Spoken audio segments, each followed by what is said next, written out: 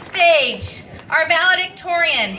She is the #1 ranked student in the class of 2018. Please put your hands together for Elizabeth Wetmore.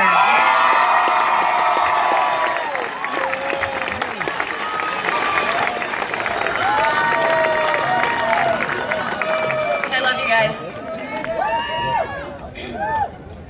All right, this is a long one, so settle in.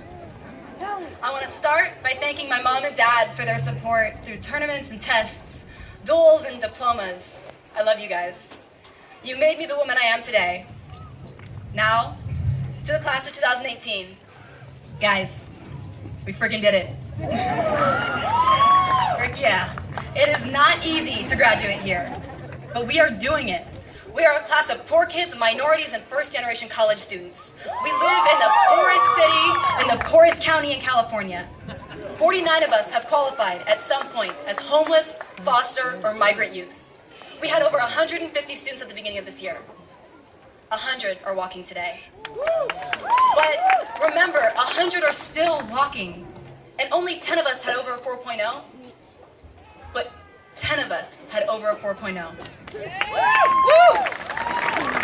And you could say that only a third of us qualified to go to a four-year university with our requirements, but a third of us qualified to go to a four-year university. It is not easy to succeed here, but we are doing it. Our success today may just feel like a stepping stone into the real world, like Mr. Weeman said, but in our community, it is a profound accomplishment. And as a reward, we get to start paying bills. We could have never accomplished this without the help of our community. Looking out at this crowd today, I see what comes to me as a phrase. It takes a village to raise a child. And I see our village. Friends, family, teachers, coaches. I don't know who or where I would be if it wasn't for you. So thank you. All of you made us who we are, the proud and nervous and excited half-adults standing before you. And I feel so lucky to have such an amazing community standing with us. I know many of these classmates here feel the same. Your support has meant the world to us. Now we need it almost more than ever. Preferably in the form of like $40,000 because let's be honest, college is expensive. In all seriousness, I will have a donation box if you want to bring cash around after the ceremony, and I'll just take care of everything. And my Venmo's Lily Wetmore, by the way. My mom and I were driving home from a trip to UC Santa Cruz a few weeks ago. I was talking to her about this speech and telling her that I didn't know what I wanted to say except for that introduction, that everything else was fuzzy. I didn't know if I wanted to be heartfelt, nostalgic, funny, or inspirational. And she told me to put it out of my mind for a while, that it'll come to me when it comes. And my immediate reaction was, oh my God, I'm not gonna do that, that's ridiculous. But then I did it, and to no one's surprise, it worked. I realized that I wanted to leave a message with you today, something we can all take on with us going forward. Because obviously no one is better to give you life advice than a teenager graduating high school, about to sign herself on to 4 more years of poverty, stress, probably crushing debt. With post-collegiate plans that are currently completely ambiguous. So, that said, there are 3 pieces of advice I want to give you today. First, stuff is going to happen in life. Stuff you can't control. Obstacles will arise. Some might seem insurmountable. FAFSA might email you asking for more information, or you might change your major and be facing another year on your loans. But we cannot let these unplanned circumstances beat us down. It is easy to have a 30-minute breakdown and go into a shame spiral when you get your 5th email from FAFSA in a month.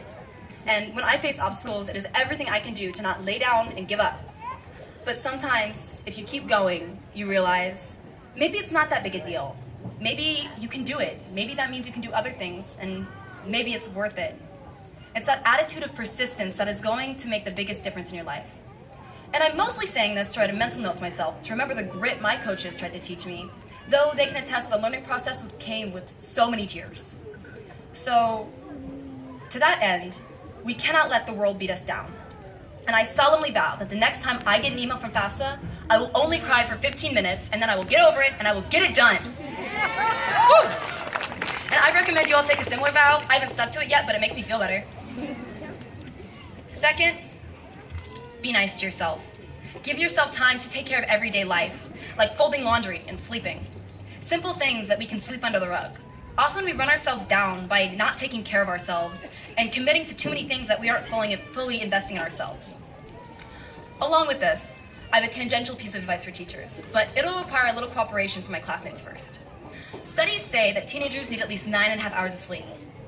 9.5. How many of you guys think you got 9.5 or more during high school? We have like 2, right? Okay, I didn't. How many of us got less than 8? See that? So when a student is sleeping in class, please just maybe let them sleep just once. We are so tired. We are so tired. It means a lot. And we should really try to take care of ourselves, but it's hard. I'm sure you guys have been on the same boat, so please, we're so tired.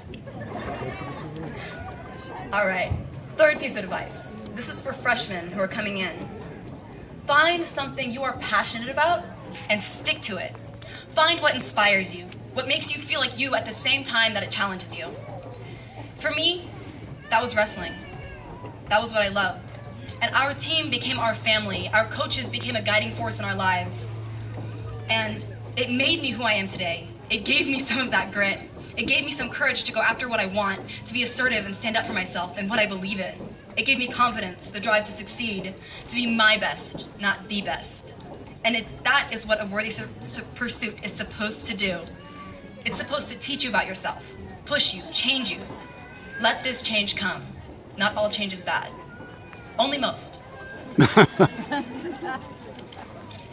Seeing as I am losing some attention and I didn't write anything else, I think it's time to close out.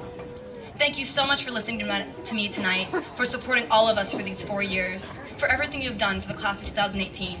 And guys, take pride in graduating from Lower Lake, even if it's difficult sometimes.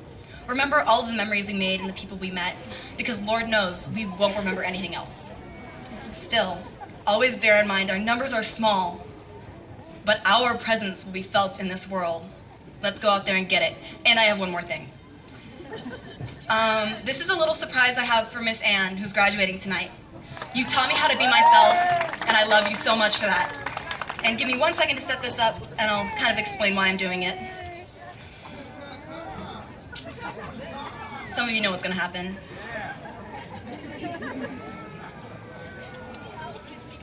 Tell me if you can hear this or not. Oh. Hold on. Oh.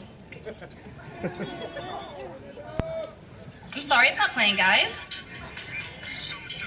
I'm so sorry. I'm sorry, it's gonna be one moment. I'm a little bit technologically inhibited, and just because I'm valedictorian doesn't mean I know anything else. Jameson, don't call me. All right, tell me if you can hear this. Oh my gosh. Oh my gosh. I'm so sorry, you guys. I'm sure this isn't very interesting. All right, I love you so much. And I've decided that because I do not have that song, I'm gonna play another song and do the dance, okay? Because you deserve that. All right. Let me try to find a song that's appropriate. I won't, I promise. Okay. Canned Heat. Monica's got me. Canned Heat. All right, come here. I'm sorry, you guys. I'm sorry, but I got it. Canned Heat. Becky knows it. Woo! Number 3 for GPA, by the way. Amazing woman. Becky's awesome. One of my favorite people in the world. Thank you so much, Becky.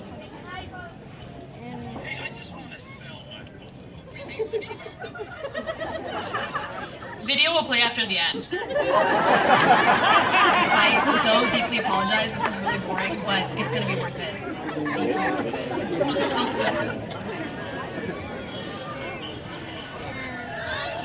My self is Napoleon Dynamite, by the way.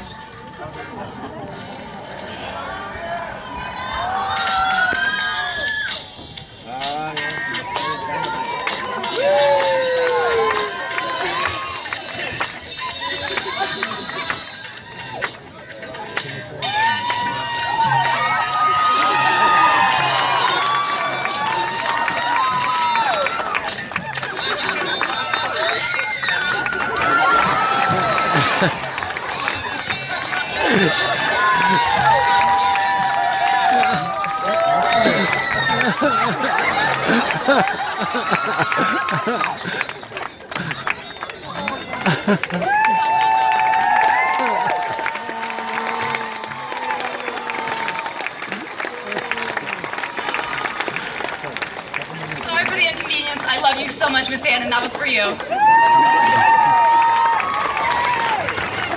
For Miss Ann Alaska retiring this year.